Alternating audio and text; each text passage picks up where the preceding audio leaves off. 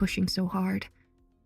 But I was scared, and my earlier pushes to make him talk to me more about it or figure out how to get rid of it had always been met with nods and smiles and promises that it'll be all right.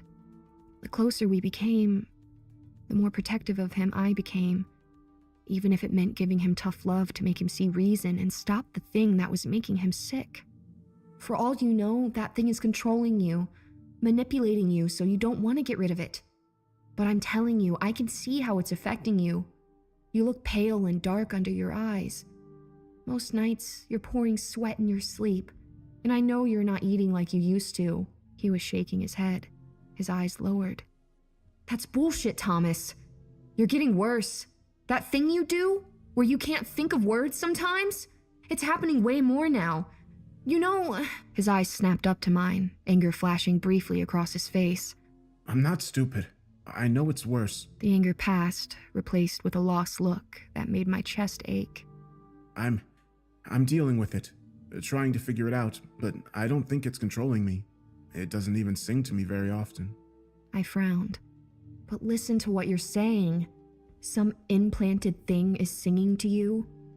That's not normal. Thomas's face hardened slightly. None of this is normal. How I got here isn't normal. He paused, his eyes distant as he struggled for the word before looking down with embarrassment. It's not controlling me. It helped me. It helped both of us. I crossed the kitchen and put my hands lightly on his arms as I spoke again. This time more softly. Maybe so. I think you're right about that. But it's not helping you now. It's making you sick. All I'm saying is get someone to look at it. I know you don't want a doctor seeing what's in there, but... He stiffened under my hands. No, I don't. I don't know how they'll react or who we can trust. I can't risk calling attention to myself. It could lead them right to... I gripped his arms tighter in frustration. Fuck. You don't even know that there is a them here. Maybe there is, but what's the odds they would ever hear about you getting an X-ray or MRI in this podunk town? He just stared at me. You don't know them like I do, and maybe I'm wrong, but I don't feel like we're out of danger yet. And maybe this thing in me can help us when the danger comes. I think I'm still meant to have it for now. Swallowing, he went on. Maybe it's to help you out of your connection to the tree somehow. You never really told me when you have to go back, or for how long. It was my turn to feel my cheeks flush. I hated lying to him, even by omission. And I knew there was some hypocrisy in me pushing him to deal with this problem, while I kept stalling on dealing with my own. Maybe if I talked to him about it, we could work together to figure out what. I stepped back from him. No, he had enough to worry about without me adding to it. And if I told him how short the timer was on my time away from the tree, and what it would mean once I got pulled back, he would focus all his energy on trying to get me out of it, putting himself at even more risk. I didn't know what him going back around the tree or inside its tunnels might do to him, what it might awaken inside him, and I didn't want to find out. Thomas read my expression and gave a short nod. Yeah, that's what I thought. I know my brain doesn't work right sometimes, but I'm not dumb, and I know you're hiding the worst of that from me. So unless you want to tell me what's really going on with you, how about you just... He stopped, a pained look in his eyes. I don't want to fight with you. And I know you want to help, but we need to help each other. He shook his head. I don't have the right words. I don't know what they are. I stepped forward again, hugging him silently. There was no point in pushing anymore. Not right now. I'd have to give it time. Try to figure out a way to fix my problem. If there was a fix. But that was the problem. I hadn't completely ignored my connection to the tree in the last few months. I'd spent hours looking for answers in my memories and trying unsuccessfully to find out more about the tree through the internet. I'd even called the woman at the museum, the one that had sent me the picture of Justin. But she'd never heard anything about a weird tree in the front yard. And it became clear after a few minutes of conversation that she thought I was either playing a prank on her or a nut job. I tried to think of clever plans to sever my ties to the tree, but The best thing I could come up with was going back and trying to destroy it. I knew from Justin's attempt just how well that would work. I considered going to the tree and begging it to let me go, but the idea of being near it before I had to terrified me. Who was to say that it wouldn't just keep me then? And how could I guarantee that once it got me back, that it would ever let me go again, like it did Justin? No. The best thing I could do was try to help Thomas be well and safe. Treasure the time I had with him now. If he would just listen. I just wanted to make sure he was okay before I went away. Thomas's note was still in my hand as I stopped on my way to the kitchen. There was something moving on the front porch. It was gone, and then it was there. Gone, and then there. Thomas's shoulder and the edge of the rocking chair he was sitting in. He was back. My chest fluttered slightly as I changed course and went out the front door to see him. He was looking out at the yard, apparently in deep thought. But as I approached, he shifted his gaze to me and offered a smile. Hey there. I grinned. Hey, just saw your note. I didn't hear you come back. Or have you gone yet? I saw a brief flicker of something across his face, and then he nodded. No, I'm back. How are you? My stomach was beginning to twist in on itself. Something was wrong. Had something happened? Was he feeling sick? Yeah, I'm okay. Just still sleepy. Find everything you were looking for at the store? He stared at me for a second before nodding. Yeah, I did. His gaze, which normally made me feel warm and excited and happy, felt hot and uncomfortable on my skin now. It was almost as if he continued as he began to stand up. Yeah, let me show you what You're not Thomas. The man in front of me froze halfway out of the rocking chair, and when he looked up at me, his smile had become hard and brittle. Well, shit. That didn't last long. Open up, damn you! I stared at the brick wall as though my concentrated gaze could bore past the barrier through sheer will alone. I'd run my hand over the dark outline of the man a dozen times now, feeling for a questing root or a yielding bit of stone, something that would allow me to push back into those strange tunnels once again. But no. For a while, I'd felt certain that the tree wasn't done with me. Why else was I compelled to return again and again? But it had no use for me at the moment either, and I had moved on, with my help, even, and I knew enough to know that it was a fruitless exercise to make demands upon it now. And why did I want to enter the tunnels again? To try and kill it? To reason with it? To threaten and cajole it until it gave me what I wanted? Or perhaps there was another reason. The guilt that nestled in my belly like a restless seed, rolling my insides and making my new life, a life free of all the terrible things that had come before, tainted, bitter instead of sweet, a cold, hollow life plagued by fear and self-loathing and an inexplicable need to come back to this damn place again and again. I sat down on the bed, clasping my hands to stop them from shaking. It helped, but only outside. Inside, my stomach twisted hard enough to make me wince. My constant passenger was stirring again, reminding me that I didn't belong out here, that I'd bought my supposed liberty with coin that wasn't mine to give, that I would never truly be free. When I slid the last brick home into the wall of Rachel's prison, I'd done it without hesitation. I was full of restless, hungry anger that was driven by righteous indignation and pain. In that rage, it was easy to ignore her relative innocence and everything. She was only there because of me, after all, and hadn't I been planning on tricking her into taking my place since I first met her in this world? The hypocritical aspect of my feelings of betrayal wasn't lost on me, but it seemed very small and unimportant at the time. The anger didn't care about the fairness or morality, you see, only the acquisition and distribution of pain, the brokerage of suffering. The first time I'd known that kind of anger was when I returned to this world and murdered my parents and my brother John. I didn't consider it murder at the time, of course. At worst, it was a kind of delayed self-defense against my years of abuse and abandonment. In the moment, it hadn't felt wrong at all. To the contrary, it felt like I was the moving hand of God. meting out due punishment for the sins of my family. I was no longer powerless and hated. I was strong and righteous and in control But what was I in control of, really? By the time I came back and snuffed out my family while they slept, my own flame was guttering low. I had seen so much horror since I first escaped my own cell and began visiting others of similar design and function. Visiting other versions of myself, many of them dead and more than a handful insane. By the time I came back home, I had already seen close to 50 versions of the evil my family had visited upon me. Out of those worlds, 4 contained versions of me that were still alive and imprisoned in their basement cell. The first was racked with infection and fever. I tried to move him, but he would begin to howl in pain, his ghastly, pale, paper-thin skin tearing at the slightest provocation.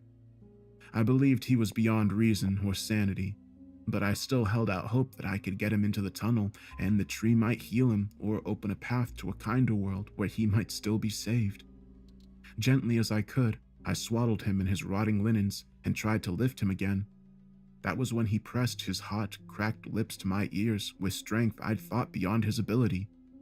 His voice was a painful whisper, but I felt every syllable resonate in my head and in my heart. "Free me. Kill me. Please." The linens were already growing wet with new wounds. There might be versions of me that would be disgusted at that, or horrified at the thought of taking a life, even in mercy. But they had not seen the life I'd been given, or worse yet, this pitiful thing that was begging me for release. It was a simple thing to do. A few moments of pressure and he was gone. The next 4, 2 lost to infection and 2 more to insanity, proved even easier. I took no joy or pleasure in killing them, but it did bring me a kind of satisfaction nonetheless, as though I was righting wrongs or saving some small portion of myself, providing new memories of my family's atrocities in other worlds and stoking the flames of that anger that ultimately ended their time in this one. But when it was done and the anger was gone, all I was left with was pain and loneliness and sadness. I was untethered from anywhere or anyone, and for a time I feared I might drift on forever, sustained by the tree but never allowed to find a home or peace or love. When I did find love a few years later, it felt like being truly free for the first time. The joy of it made me foolish. I'd been testing the boundaries of my tether for years and had been growing more sure that the time I was forced to spend within the tunnels corresponded multiplicatively to the time I spent without. But I lied to myself that it wasn't so, or if it had been, that this time would be different, that my love would make it different. I learned otherwise, and with the loss of that love, I felt the last bit of hope and mercy being taken from me as well, leaving a man who could spend years trapped alone without breaking, and hurt others as he had been hurt without feeling the insistent sour pain of guilt at his core. A man who could trap a woman, a very good woman, in his place without a backwards glance. Except, as I ascended the steps of the basement for what I felt sure was the last time, I felt my anger already cooling again. I could hear Rachel calling to me from behind the wall, and all I could think about was my first night in that cell, hands bloody and face raw from crying as I begged my mother to come let me out. I hesitated at the top step, looked back down toward the open doorway that led to the bifurcated room beyond. It was too late to take it back, I told myself. Too late to help her escape. The tree had her now. She could serve her time like I did, and then someday, if she was as clever as I thought, she'd find a replacement as I had. A weight settled on me like the pressure of a gathering storm. In my belly, the first stirrings of that acid guilt began to form. Swallowing hard, I tried to ignore them both as I made the final step upstairs, made it out of the house, out of the town, and even the state. 2 weeks later, I returned. My long life had given me plenty of time for introspection, but I don't know how well I've used it, for I now realize that it was only after I condemned Rachel that I saw myself clearly. Finally recognized that I've wholly defined the shapes and contours of my life by its negative spaces, its losses. The betrayal of my family, the various imprisonments from the basement cell to the tunnels of the tree to the constant and limitless expanses of my interior wasteland a desert of self-loathing, anger, and regret in which nothing good could ever grow. The theft of my only real love and the life I thought I might have with her before the tree taught me the cruelest of its lessons. I had hated the ghost tree for so long. It had no face or voice, and wherever I went, it was there. It was easy to see it as the chief devil of my hell. There were times I even blamed it for my family's sins, for my own. It was easy to ignore that it had kept me young and strong, had freed me from my cell and given me the chance to see hundreds of other worlds, had sustained me even when I didn't want to be sustained. I frequently rebelled at what I felt was a violation, a usurpation of my free will, but it didn't change the fact that the tree hadn't actually done anything to harm me other than bring me back to it from time to time. And that was significant, particularly when it kept me from the life I wanted, but that was also viewing it solely from the lens of my own wants and desires, when clearly I was dealing with an entity whose very nature seemed to imply that it was greater and more important than the happiness of just one man. Perhaps it took some measure of perceived freedom for me to see that clearly. Like a starving animal. At first, I would do whatever it took to satisfy my sadness, my anger, my hunger, to be freed from the tree. However, once that hunger was sated, I found what I had dined on far less palatable. My family's lives, Rachel's freedom, the best part of my own soul. These thoughts were always at the forefront of my mind as I'd go back to visit my family's home. I found myself wondering if it had all been worth it, if the life I had won was worth living if I had such a hard time living with myself. What if the tree really was important? What if it needed me? If I could help it? Was there anything I could do in this life more vital than be part of something so wondrous? Every visit, I was tempted to go and visit Rachel in the basement. I wasn't ready to free her, and offering false hope would be cruel. But I remembered that loneliness, the crushing black of that place. In the beginning, you would turn inward, filling your existence with the landscapes and colors of your interior world. But the gravity of the cell was always pressing inward, compressing the outer limits of your imagination, your heart, your soul, driving your interior toward a singularity, a black hole of self. A place of void and inconsistent logic from which no light could ever escape. I didn't want that for her, for anyone else. I told myself that she had escaped into the tunnels and the infinite worlds it provided, or that she had broken through the wall and freed herself weeks or months earlier, but somehow I knew different. Despite my best efforts, I was still tied to that tree, and through that, I had some dim sense of her down there, living and dying as I had, one terribly long moment at a time. I reached the point that I was visiting nearly every day for an hour or so. There was a long dirt access road that ran behind the house, and while it was some distance from the house, its elevation gave a good view of the house and the massive red and green tree that stood in its front yard. The branches of that tree would sway on some unfelt breeze when I drove up, almost as if it was a greeting to an old friend. Maybe it was. As time went on, I found myself spending more and more of my time staring at those waving branches, almost hypnotized by the rhythmic rolling of its green leaves, constantly ebbing and flowing like tides of some strange and distant sea. To my surprise, seeing that tree didn't make me angry or fearful anymore. In a way, I think I missed it.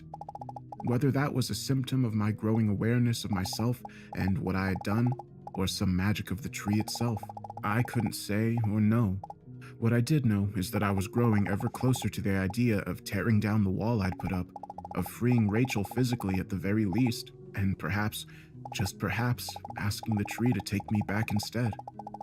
I was sitting in my car, wondering at the insanity of these impulses, when sudden motion drew my attention from the tree to the house's porch. The front door had opened, and now Rachel and a large man I didn't recognize were coming out.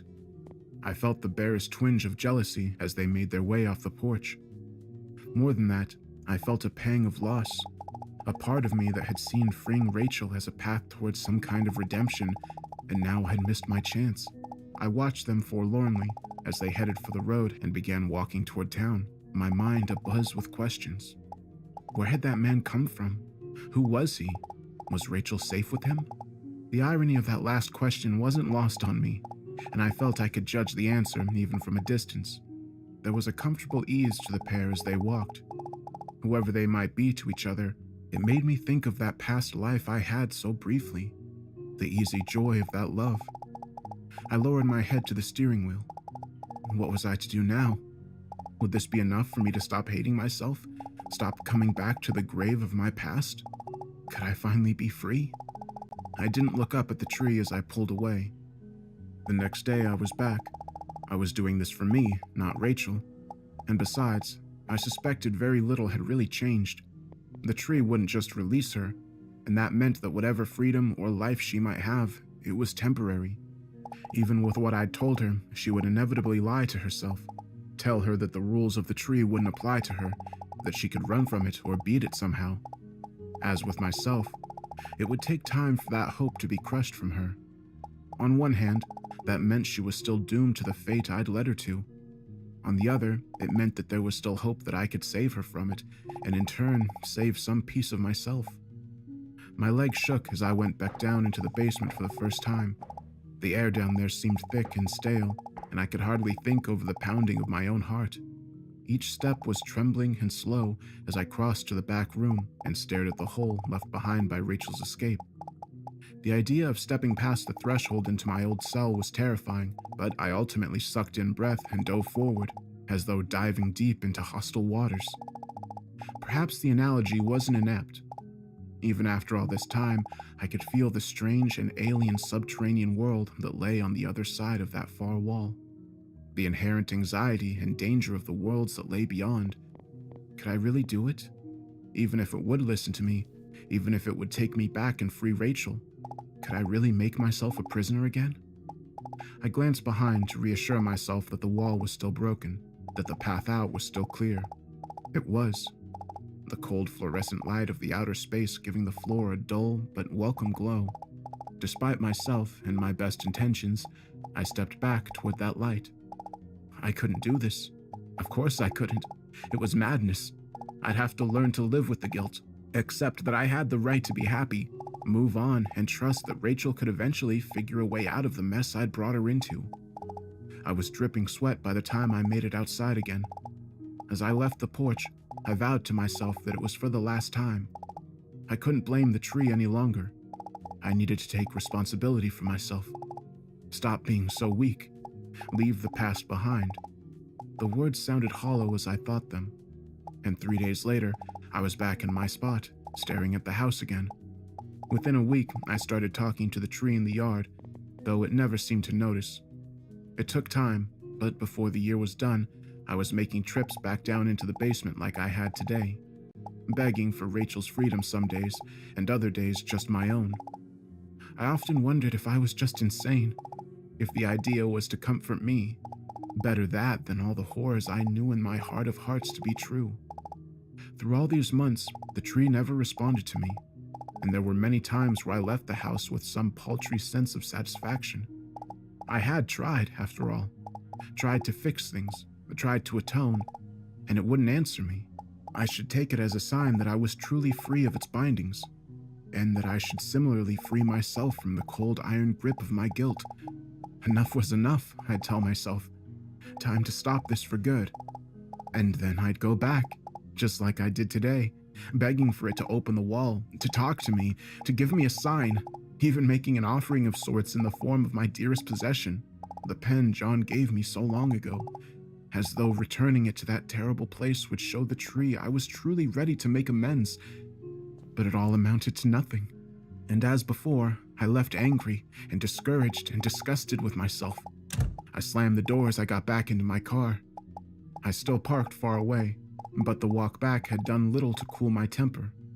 I was just wasting my time with this. Nothing was ever going to... A car was coming up the driveway fast. It was a small brown sedan with the left side severely dented and scraped, perhaps recently given the precarious nature of some of the trim. As the car skidded to a braking halt, I felt my confusion turn to alarm as I saw who was leaving the vehicle. If I wasn't mistaken, it was the same man I'd seen leave with Rachel nearly a year before. And yes, there she was too, though she had been pulled out through the driver's seat and didn't look at all like a willing passenger. What was this? Was this man carrying her back to the tree? Had she tried to trick him into taking her place and he somehow figured it out? None of this made sense.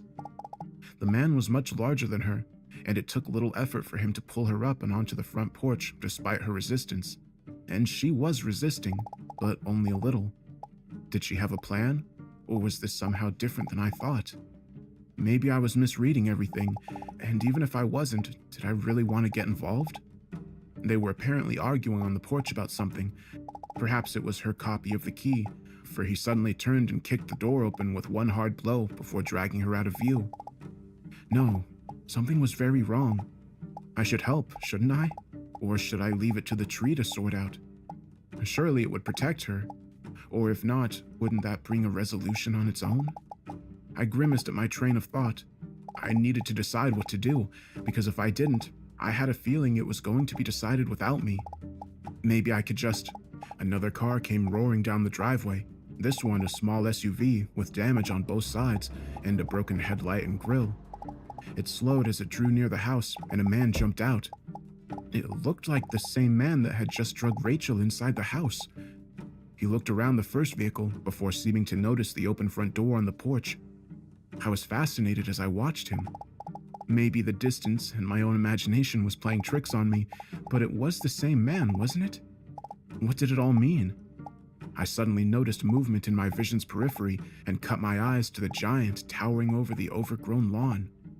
The ghost tree's branches weren't lazily drifting in some phantom breeze any longer. Now its arms waved and whipped frantically as if its frothing leaves heaved and tossed like waves meant more for sinking than sailing. Something new was happening, something new and dangerous, and I could feel the weight and electricity of it in the air. The storm wasn't coming any longer. It was here. I called Rachel's number for the 10th time as I rounded the hill and our place came into view. I just got the voicemail again, and the sound of that past version of her speaking made my guts clench as I pulled into the driveway and braked hard enough to make the tires squeal slightly as they came to rest. That voice, her but not her, there but not there, like the voice from a memory, a piece of something lost, a ghost. Gritting my teeth, I jumped out of the car and started looking for signs of anything out of place as I ran toward the house. Outside, everything looked fine. I tried to tell myself that I was overreacting, or maybe I had gotten so sick that it had warped my thinking, made me paranoid. Inside was chaos. Furniture was tipped over, several things lay broken on the floor, and a general path of destruction led from the front of the house to the side door I just entered. There'd been a fight, or at least a hard struggle. I didn't see any blood, thank God, but part of me knew that meant very little. I'd never seen the other Rachel bleed, and they'd killed her just the same. I searched the house and then the yard before going back inside. I tried her phone again, and this time I could hear it, ringing from the nightstand where she charged it the night before. Oh God, what should I do? I could call the police, but would it help? Given our situation, the odds of the attack not being related to either Solomon or the man who had trapped her in the basement seemed very slim. Still, maybe they could find her before it was too late, before I failed her again. Shaking my head, I stepped back outside. No, now wasn't the time for panic or self-pity. I had to calm down, think about it slowly. Okay, so assuming it wasn't some random attack or kidnapping, it was probably either Solomon or Parrish. Pairing? If it was pairing, why would he take her? Because he wants her to stay trapped with the tree. Where would he take her? Back to the house seemed the obvious choice. Back to her prison. Swallowing, I forced myself to go on. If it was Solomon, he might not know about the house at all. And he could have taken her anywhere. But he would have had to find some way to come over to this world. And I didn't know any other way than the tunnels of the ghost tree. I also didn't know why he'd still want me if he'd found the tree, but maybe he didn't. Maybe he'd found out about my Rachel somehow and thought he could do to her what he had done to the version of her in my old world. Rage and terror swept through me hard, and I leaned against the wall for support as I sucked in big breaths and tried to steady myself. Either way, the house was a good option, whether to trap Rachel there or to get back to the tunnels. I needed to go and try and catch them, stop whoever had her and get her back before it was too late. Running to the car, I felt a song reverberating from somewhere deep inside. It was a fragile melody full of fear and excitement, and something stronger than both underneath. Pulling back out onto the road, I stomped the gas and shot forward, my eyes constantly scanning for any sign of Rachel or those who might have taken her. The other thing I'd heard in the song grew stronger as I turned toward the house. It was a song of a promise or some kind of fulfillment, though I couldn't tell if it was good or bad yet. That's when I thought of a story my mom had told me once, about how she'd been in a twister one time when she lived in Oklahoma. Everyone lived through it, but she said it was a near thing. Tore the roof and half of a room off the end of the house. Just a few feet over, and it would have gotten them too. Funny thing was, they'd had time to get away. Flat as the land was there, they'd seen the tornado from miles away, but it seemed so distant that it was more of a frightening curiosity than anything else. Until it turned their way, they heard a sound like a freight train bearing down on them. That had been her point. She told me to always watch out for the storm. To watch out, and if I see it, get away fast. Because by the time you can hear it, well, by then it's already too late. My hands were slick with sweat and blood as I gripped the wheel. I had to catch back up. I knew they were headed to the house now, or at least had been before I caught up the first time. But I'd lost at least 10 minutes slamming into the tree and getting back onto the road. Even though I hadn't recognized the car, I knew it was them as soon as I saw a vehicle ahead. Rachel seemed to sense me too, turning to stare back at me, her face ghostly in the shadow of the car's interior. I had to make them stop, but how? And what if it caused whoever had her to do something to her? Gritting my teeth, I pushed what ifs and fears out of my crowded head. There was no time to think slow now. All I was doing was giving them time to react or outsmart me. I had to stop them while I could, because I might not get another chance. I shifted to the oncoming lane as the front of my car edged up further. The driver had sped up too, but I was still catching up. I thought about hitting their back wheel, trying to make them spin out, but both sides of the road were lined with trees and we were going over 90. I had a horrible image of Rachel's side of the car slamming into a trunk, killing her. But up ahead, there was a curve, and if a car didn't make the turn, they'd shoot out into an overgrown field instead of the woods. She could still get hurt, but I didn't see anything big for them to hit, and it should slow the car down enough for it to stop safely. I just had to get up closer and force the car to stay straight at the curve, taking us both out into the weeds that lay beyond. Pressing the gas pedal as far as it would go, the engine whined as I crept up further. I could see now that a large man was driving the other car and... oh God, he looked like me. How? The other car suddenly pumped their brakes with a squeal, dropping back even as the driver swerved the front of his car into the back of mine. The effect was immediate. I began to spin out, pinwheeling past the front of the car as the momentum slung me into the trees. There was a moment of tremendous noise and a flash of pain as my head slammed into the side window during the flight off the road. This was followed by an even louder bang as I struck the tree. Side and front airbags hammering my head as I slipped into darkness. My first thought on waking up was that I could feel my heartbeat in my head. I was in the car, deflated airbags draped across my shoulder and lap. There had been an accident. Rachel, he still had her. Some other me, someone made to look like it, had taken her, and now I'd lost them. I went to get out of the car, but the door wouldn't budge. Looking past the airbag, I saw why. The car had slammed into a large pine tree right where the door was. It was a miracle I wasn't hurt worse, but it wouldn't matter if I couldn't get the car back on the road and going again. My left eye burned as something dripped into it. Reaching up, I felt a ragged cut at the edge of my forehead, pulsing out a thin trickle of blood as I wiped at it. It didn't matter. Reaching for the key in the ignition, I turned it to off and put the car in park. I waited a moment, said a silent prayer, and tried cranking the car again. It started immediately. Heart hammering, I threw the SUV into drive and hit the gas. There was a groaning squeal next to me as the metal of the door tried to free itself from the tree, followed by a lower scraping sound as I ground the side of the car along the bark. Everything lurched to a stop. I looked out the intact driver's side mirror and saw the tree had made its way to the bumper, where it had snagged the edge.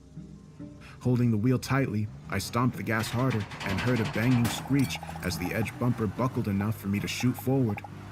I slowed down only a little as I steered toward the embankment and the road's edge. Glancing at the dash clock, I gauged I'd been out for almost 10 minutes. Too long, too fucking long. The tires squealed as they bit the asphalt and I shot forward. There was no sign of the other car, but I knew where they were headed. At least, I hoped I did.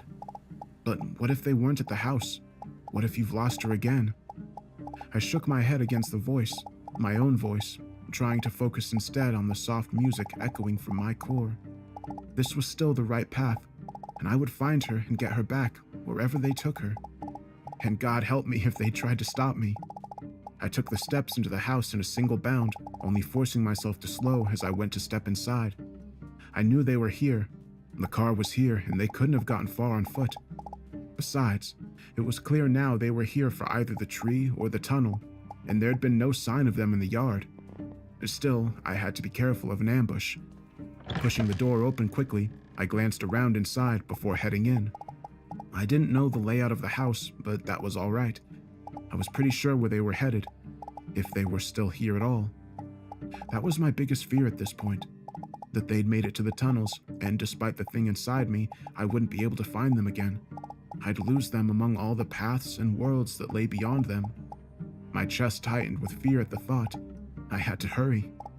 I found the door to the basement and opened it quietly. The lights were on down there. I couldn't say for sure, but I think Rachel had turned those off when we left last time. Someone else could have been inside, of course, but no. I heard something.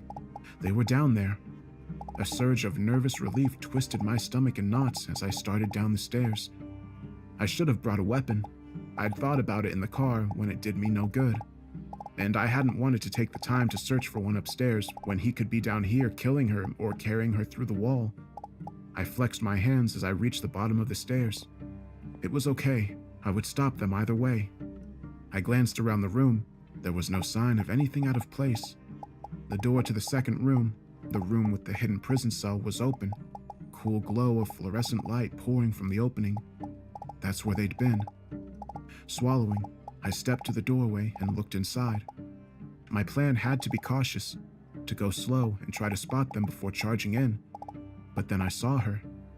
She was propped up next to the broken brick wall, her face bloody and her eyes closed.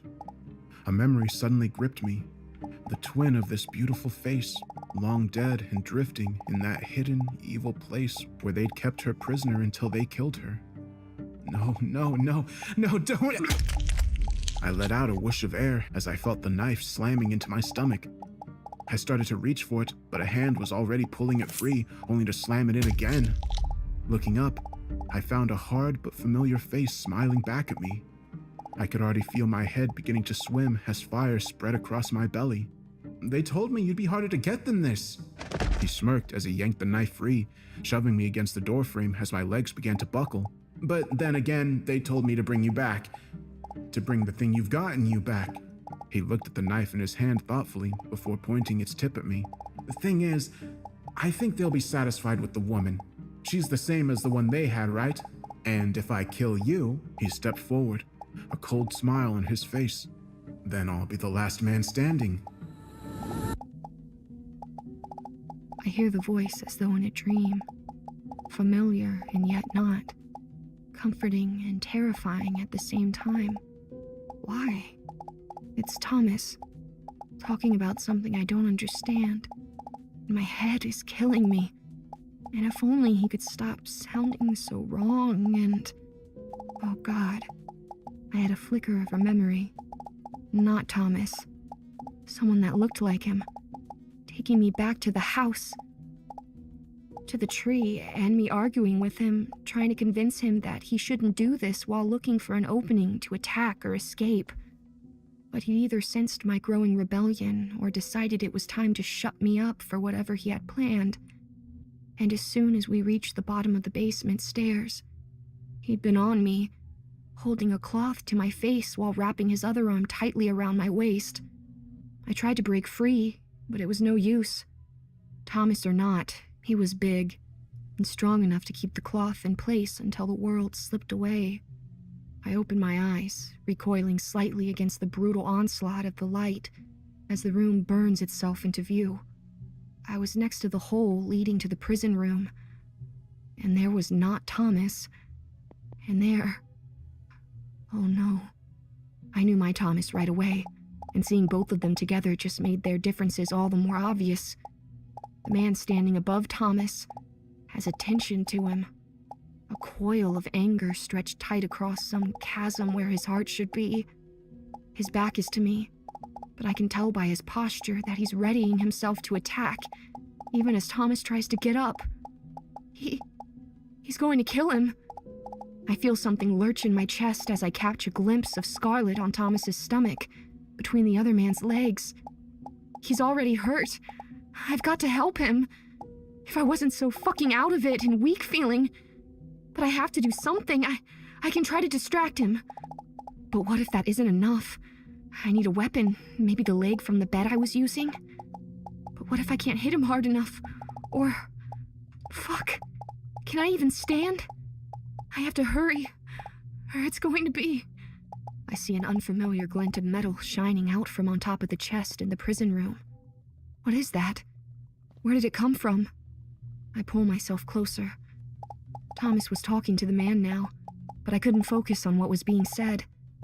I had to make my limbs work, quickly and quietly, try to reach that glinting bit of silver, before it was too late. I searched my double's face, looking for some sign of doubt or remorse. Some kind of... what was the word? It didn't matter. Nothing mattered anymore if I couldn't find a way to stop him, or at least make him leave Rachel alone. Just take me. I won't fight you. They sent you for me, not her, right? I was guessing at this based on what he said, but I could tell by his eyes that I'd struck a nerve. He may be working with Solomon or whoever else, but he was still afraid of them. I had a moment of hope that I'd start to change his mind, but then his expression hardened again. Sorry, but no gratis. You'd be unconscious or dead in the first few minutes, and I'd much rather carry her than you. His face brightened. Besides, they really just want what's in your gut. He pointed the bloody knife at my stomach. And I can just cut that out of you, can't I? This wasn't going to work. I saw movement out of the corner of my eye. Rachel. Maybe if I kept him focused on me, it would give her time to escape into the tunnel. The tree might protect her there, keep him from getting in at all. I just had to keep his attention on me and not look in her direction. Talk to him, get him close maybe. I could feel my strength fading as icy cold slowly spread out from my stomach. I wasn't as weak as I was acting, not yet at least. You don't have to do this. You're me, right? Another me. Think about that. It's like killing a brother or killing yourself. We're the same. He snorted. You think they didn't prepare me for your begging? We're not the same. They trained me, changed. The man glanced away, and for a moment, he looked different, uncertain, and haunted. They changed me, I think. He shook his head, dispelling the brief doubt that had clouded his eyes. It doesn't matter.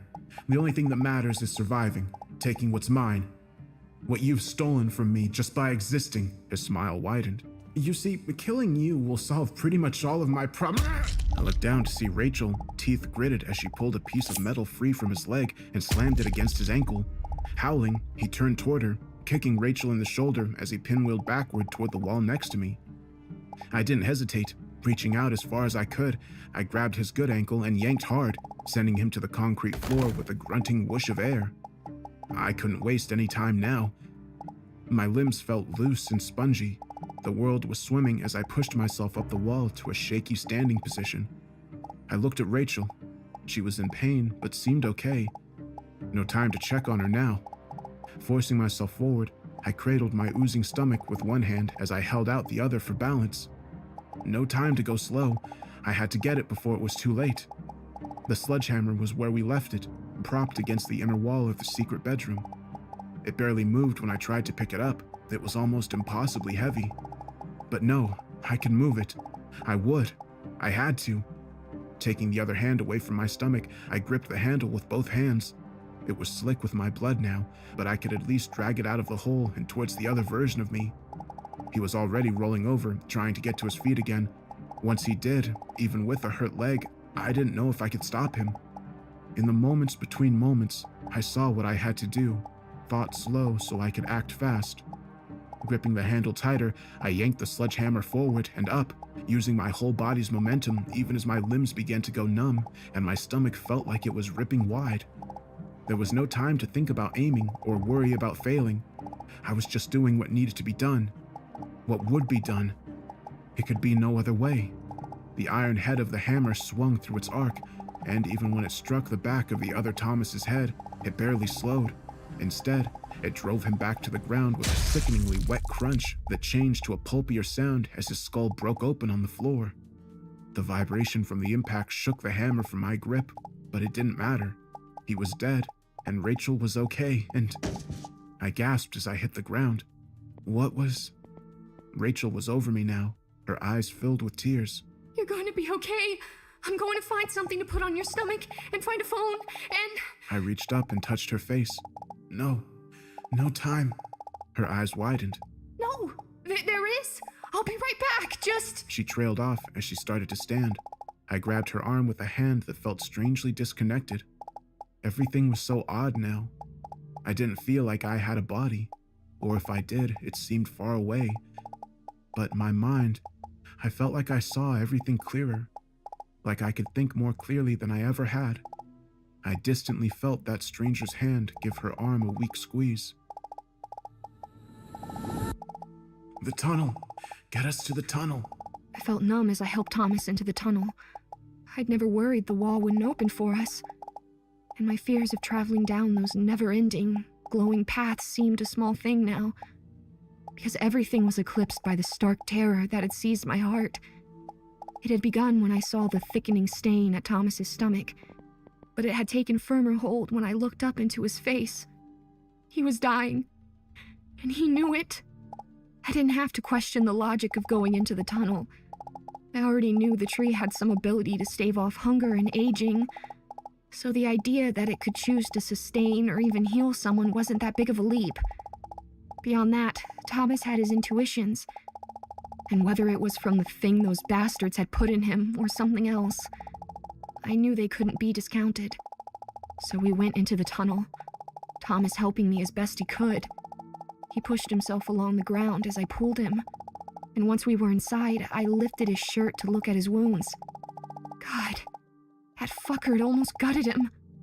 Taking off my jacket, I pressed it gently but firmly against the wounds, trying to slow the flow of blood until the tree could perform its miracle. If it would, or could. Thomas seemed to pass out for a minute, his breathing growing first rougher and then more even, before he suddenly opened his eyes again, giving me a weak smile. He nodded. It still hurts a lot, but it feels a bit better. See how it looks. Wincing, I peeled back the soaked jacket to look at his stomach. There wasn't much fresh blood, but the wounds weren't healing, and I could see the spots where bits of torn insides were visible. Swallowing, I met his eyes. It's better, but not healed. I don't know if it's going to. I glanced back toward the brick wall that had reformed after we'd entered the tunnel. I think I should go get help. Maybe the tunnel can keep you going until I bring someone back. Thomas was already shaking his head, and I frowned at him, my voice growing sharp. Well, I'm not going to fucking let you die! You're not going to fucking die! The anger was gone as soon as it had come, taking my breath and composure with it. Tearing up, I shook my head. We have to fix this! Thomas put a cool hand on my arm. We will. We need to go deeper in. The thing in me is pulling me deeper in, and I trust it. Whatever its reasons, it doesn't want me to die either. I took his hand and squeezed it. Sweetie, I don't think you can go any further. You're going to tear open worse than you already are. He smiled again and returned the squeeze. It'll be okay. The tree can't fix me on its own, I don't think, but it's trying to get us to where I can be helped. Puffing out a trembling breath, I glanced at his stomach before meeting his gaze again. Are you sure? He nodded. I think so, yeah. Thomas was stronger now, but still unsteady on his feet, and I could tell that every breath and step was growing more painful. We walked slowly, and I let him set the pace and path as we went. He never slowed or seemed unsure of which turns and branches to take. but I could tell that it was taking a toll on him. I'd periodically ask if he wanted to stop and rest, but he'd always just shake his head. I understand. We never said it, but we both knew he was running out of time. When we turned a corner and saw a brick wall, I felt him relax a little. Glancing up at him, my chest tightened. He looked pale and waxy, his skin slick with sweat from our journeying through the tunnels. Despite trying to sound calm, I could hear the tremble in my voice when I asked if this was it. He nodded. Yeah, I think it is. The wall dissolved as we walked forward into the darkness. As soon as we crossed the threshold into what I assumed was another basement, Thomas began collapsing against me, the weight of him pulling us both down. I managed to slow his descent to the floor, easing him down onto the concrete floor. I didn't have my phone, but after a moment of feeling in his pockets, I found Thomas's and turned on its flashlight. He was alive, but unconscious, and I could already see fresh blood welling from his stomach wounds again. God damn it. I should have had him wait in the tunnel. He wasn't thinking straight, and now I had to drag him back in and hope it was enough. And then... No. I needed to calm down. I needed to trust in him and trust myself to help him. There was still time. Sucking in a shaking breath, I panned the light around the room. It was a version of the basement, though it was empty. No prison room or furniture or anything else. Well, that wasn't entirely true. Near where Thomas lay, I could see something scratched into the floor. A number. 71. Oh no. Fuck no. I felt a new wave of fear roll through me. I knew what this place was. A glowing cave with a rotting version of the tree, and something terrible lurking in the dark. Something that had spoken to me. Asked me something. What was it? What do you offer as tribute for your need, traveler? Suddenly, everything snapped into place. It was offering a trade, and if it was still up there, maybe it was what could save Thomas. Whatever it took, whatever it wanted, I'd give it gladly if it would save him. I leaned over and kissed him in the dark, whispering how much I loved him, before standing and heading to the other room and the stairs. I could see the cold, blue light as I took the steps quickly, and by the time I stepped out the front door, I was already shuddering from both the chill air and my own fear. But it was all right. I could do this. For him, I could. My throat burned with the cold as I called out, "I'm here! I want to offer tribute for my need." For several moments, there was nothing. I looked around. The house was as I remembered it, though this version of the tree looked even worse than before, as though the corruption at its roots had worked its poison through the trunk and was now spreading out to the branches beyond. On the far side of this massive cavern, I could see tunnels trailing off and... Wait. There. I thought I saw twin blue embers glowing in the distant black. I took a nervous step forward and was about to call again when a hand fell on my shoulder. Letting out a scream, I spun around even as I stumbled back. It was a man. A man a bit bigger than Thomas, though leaner and much older, holding up his hands placatingly. He offered me a tentative smile set in a hard, unreadable face. Didn't mean to startle you, but you need to listen to me. You don't want to deal with that thing out there. I frowned at him. I don't have a choice. Thomas is dying. I have to get him help. His face softened slightly. What's wrong with him? I swallowed. He's been stabbed. A lot. I heard the fresh tremor in my voice as I pointed toward the house. And he's going to die in there if I don't get him help. I was thinking maybe the thing that lives here could do it. His expression darkened for a moment, and I felt a new thrill of fear. This wasn't a normal man. I didn't know if he was bad or not, but he had an aura of dangerousness that set me on edge. Studying me for a moment, he seemed to make a decision. Perhaps it could help but you wouldn't like the cost. He hooked a thumb at the strap of the backpack he wore. I have medical supplies in here. They were meant for someone else, but I don't mind using some of them on your friend if you'll let me. I glanced back out across the tunnel. The blue lights were brighter now. Maybe a bit closer. I'd like that, but I'm telling you, a first aid kit isn't going to cut it. He's dying. His expression didn't change as his eyes bored into mine. I understand. I still think I can help him. Taking a step forward, he put out his hand. My name's Patrick, and I'm a surgeon. Thomas didn't stir as we approached, and I felt my stomach lurch at the growing pool of blood on and around his stomach. He was still breathing, but in the harsh glow of the phone's light, he looked faded and pale. The man named Patrick stepped past me, using his own flashlight to highlight Thomas as he checked him with a calm efficiency that was both comforting and maddening. He had to hurry, had to help him, had to... Get your light over here. Shine it on his stomach. I jumped slightly and stepped around to get a better angle with the light. I could barely breathe as I pushed out the question I'd been wanting to ask since the man started checking him. How is he? Patrick didn't pause in his examination of the stab wounds in Thomas's stomach. Not good. His pulse is off and he's losing too much blood. He's not in hemorrhagic shock yet, but he's heading that way. I need to work on him now, but not down here. He paused and looked up at me. We need to carry him upstairs, outside to where that light is. I have to perform a laparotomy, and the lights we have down here are insufficient. Standing up, he gestured to Thomas's feet. We need to be gentle moving him. Try not to bend or compress his abdomen more than we can help. So grab his feet and help me get him up there. I took a step forward, but then stopped. Wait, maybe we can do it in the tunnel.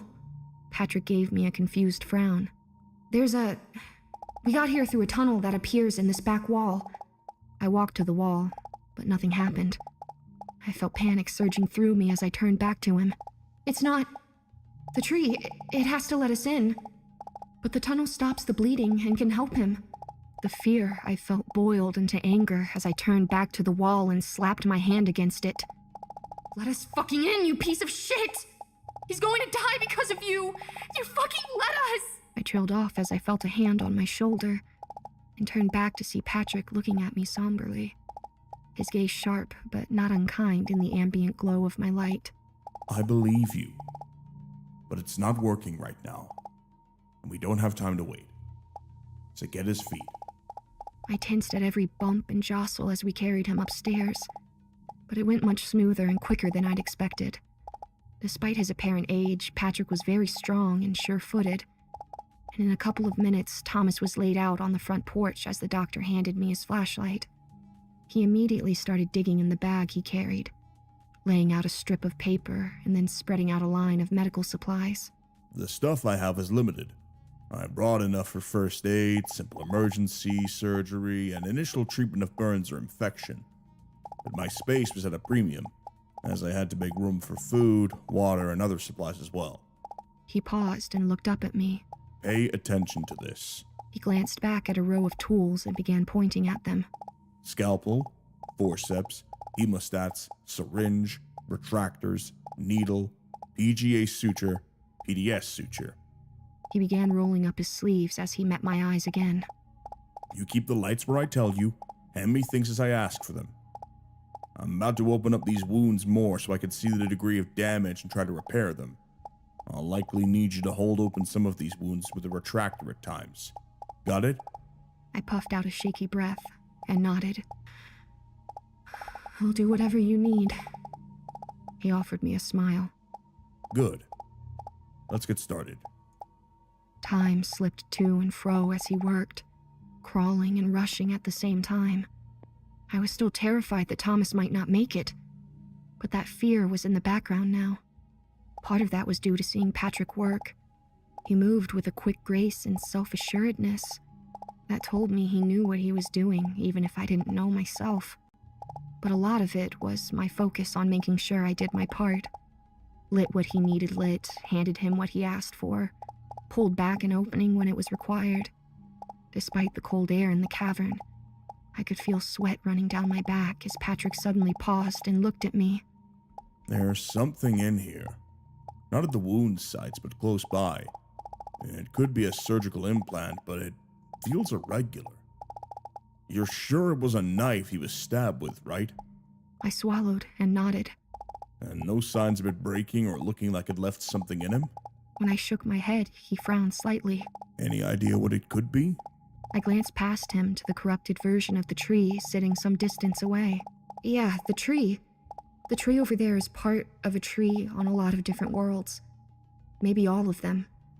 A year ago, some bad people had Thomas, and they put a piece of the tree in him. That might be what you feel. He studied me for a moment before giving a slight nod. I see. I still don't think I should. He broke off as Thomas lifted his arm weakly. Take it out, please. It's time for it to... His arm slipped back down as his eyes closed with a flutter. Patrick looked at him and then back to me. I can try, but given his other injuries, it may be better to leave well enough alone if it's been in him this long without... It's killing him. I was staring at Thomas now, my words sounding more calm and sure than I felt. I think we've both known it for a while, but I also think he knew he needed to keep it for some reason. Maybe for now, I don't know. Either way, it needs to come out. I met Patrick's eyes. Please, if you can get it out without hurting him worse, do it. He seemed to consider it for a moment, and then nodded. He's stable now. He had 4 peritoneal penetrations, one of which punctured his liver and 2 more in his colon. But the sutures should hold well enough for the time being. My main concern is putting his body through more than is necessary. But it sounds like this is necessary. Patrick turned back to Thomas. Hold up the light. Let's see if we can get this thing out. Not trying to be nosy, but why are you in here? We were sitting on the steps of the back porch, looking out at the shadowy cavern that served as the yard of the house in this place. Being there made my skin crawl, and not just because of the corrupted tree off to one side, or just the overall strangeness of being in this cold and glowing cave. It was the constant feeling of being watched, that itch in the back of my brain that said unseen eyes were on us, maybe even the eyes of the thing that had spoke to me when I was here before. Either way, I had the impression that Patrick had come here willingly and prepared, sitting in the chilling dark with him as we waited for Thomas to wake. I couldn't help but wonder who he really was and what could bring him here.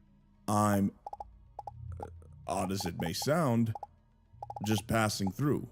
He glanced at me with a small smile. There's a cave. It looks much like any other cave from the outside, but it's not. It leads here, and from here it leads on to another place. A place where I believe my grandson is trapped. My eyes had widened slightly at the mention of a cave entrance. Do you think we'd be better off trying to get Thomas out through the cave? I know the tunnels seem to help him, but if it's close... I trailed off as he began shaking his head. It's hard to say in here, but if I had to guess, that entrance is 10 miles or more back. He pointed a thumb behind us to where Thomas lay. Those sutures will last for a while, but the less movement the better, and he'll be weak from losing all that blood, that and the pain. If your tunnels work as well as you say, that's probably your best bet. He puffed out a breath as he turned to meet my eyes. And I want to be clear with you, Rachel. I was very happy to help. Given the odds of us meeting at all in this place, I tend to think I was meant to help in some way. And I'll stay until we know he's awake and still stable. But beyond that, you're on your own.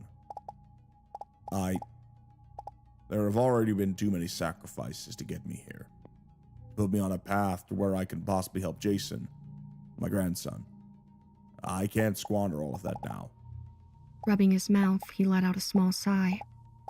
I hope you understand. Reaching over, I gave his arm a squeeze.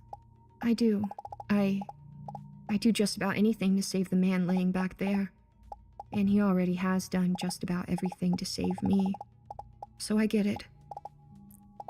And thank you. I don't know if it's fate or the tree or what else that brought us into this fucking cave at the same time, but I'll never be able to repay what...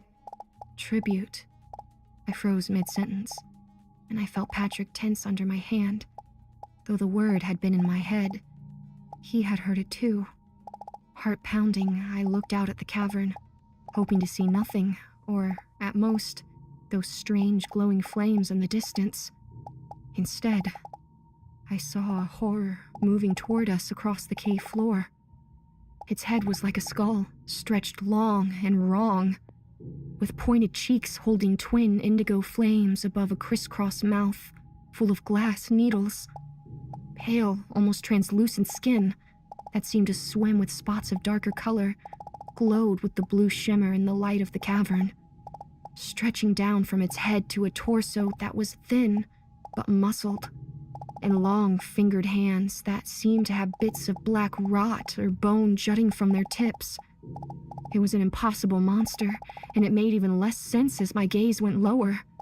The torso ended in ragged strips of torn flesh, and from that ruined mound, 4 razor-sharp sickles of bone curved down, flashing and digging into the stone floor as it worked its way toward us.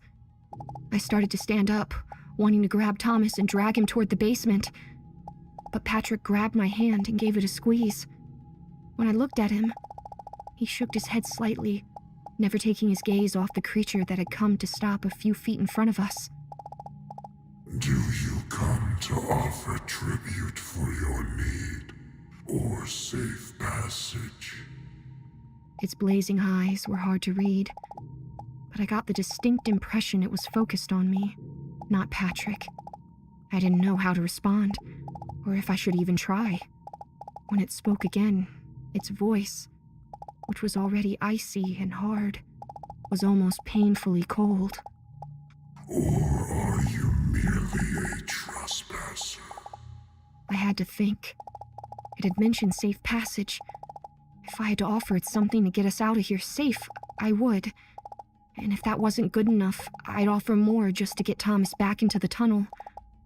If that didn't work, then I thought Patrick's scalpel was still back there behind us.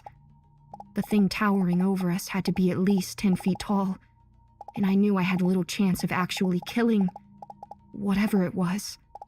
If nothing else, maybe I could distract it long enough for Patrick to get Thomas and get away. But first, I'd try to talk to it. What do you want for safe passage for us? For all of us? Its eyes flickered lower for a moment before brightening again. What is your offering for passage? God damn it. I looked over at Patrick when he spoke, surprised to see both anger and sadness in his expression as he stood up slowly. The passage that was brought for me included safe passage for friends of my choosing. He turned and gestured to me and then to Thomas on the porch. These 2 are those friends. He met my eyes briefly before turning back to the monster. Part of our bargain, I extend my safe passage to them. The creature's eyes flared as if focused on the old man. When it spoke again, its voice was threaded with poison. Very well, traveler. Safe passage is granted, and our bargain is complete. None of you will be harmed, so long as you don't tarry overlong. With that, it turned and moved back across the cavern, disappearing into one of the dark openings at the far end. I puffed out a breath I hadn't realized I was holding as I turned and gave Patrick a hug. Thank you so much! I don't know what it wanted, but I was ready to give it whatever just to get you 2 out of here. Letting out a shaky laugh, I pulled back. Patrick was smiling at me, but his eyes were troubled. I frowned. That was meant for him, wasn't it? Jason? He nodded slightly. It was, or I thought it was. Now I see it was meant for you 2 instead. Rubbing his face, he gave a slight shrug. No need to worry. If I find him, when I find him, we'll figure out another way back. Patrick glanced toward the dark where the monster had gone. For now, We need to hurry. I think it may keep to the letter of its bargain, but I don't trust it any further. I'll help you get Thomas back into the tunnels if it'll open this time, and then I'll be on my way. First things first, let's see if we can wake... I'm up. I jumped at the sound of Thomas's voice. It was soft and hoarse, and one of the best sounds I'd ever heard. Turning to look, I saw he was not only awake, but was already sitting up with a wince. "Careful, go slow." I moved to his side and put my arm around him, kissing the side of his head as I supported him. Looking up at Patrick, I raised an eyebrow. "Should he be moving like this?" He nodded. He should be okay to walk if he's careful and you help him. Just don't waste time getting back home and getting him into a hospital. Magic tunnel or not, he needs more help than he's gotten. Patrick held out his hand to Thomas. Let's see if you can keep your feet. The wall fell away before we even reached the cell room this time, as though the tree was as anxious as I was for Thomas to be back inside. Or maybe it just cared about what we carried. Thomas had insisted that we use the remains of his bloody shirt to wrap up the thing Patrick had removed from him and bring it along.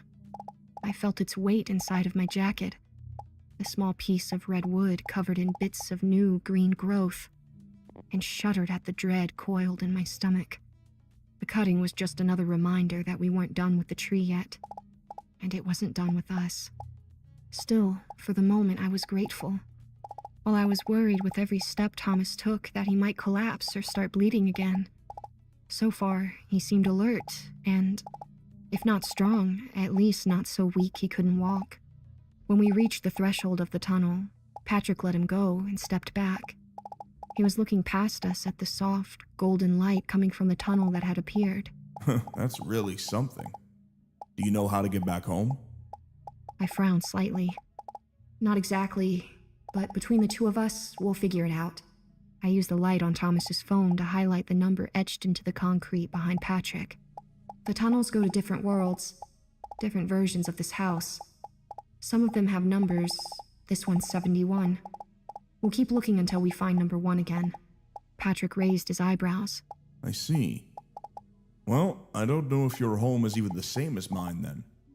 But if it is, and if we all make it back there, feel free to contact me sometime and let me know how you are. He handed me a wrinkled card that said Jaeger Solutions in thin black lettering. The number isn't good anymore, but the email address still works. He started to step away. But you two get going, and I'll do the... Thomas suddenly stepped forward and embraced Patrick. At first, I thought he was giving the man a hug for saving him, but then I realized Thomas was speaking in his ear. I couldn't make out most of it, but I thought I heard a number. 26.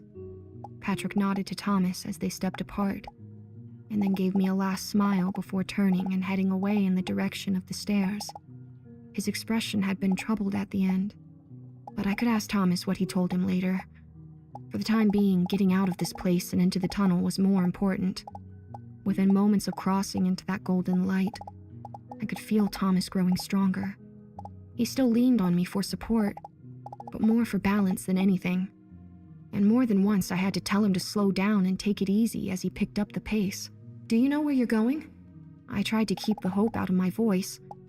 I had managed to get back to our world from 71 before, and I could do it again. But I had no illusions that it would be a quick or error-free process. "Do you still have your feelings about things? Without the cutting inside you, I mean." He stopped and smiled down at me.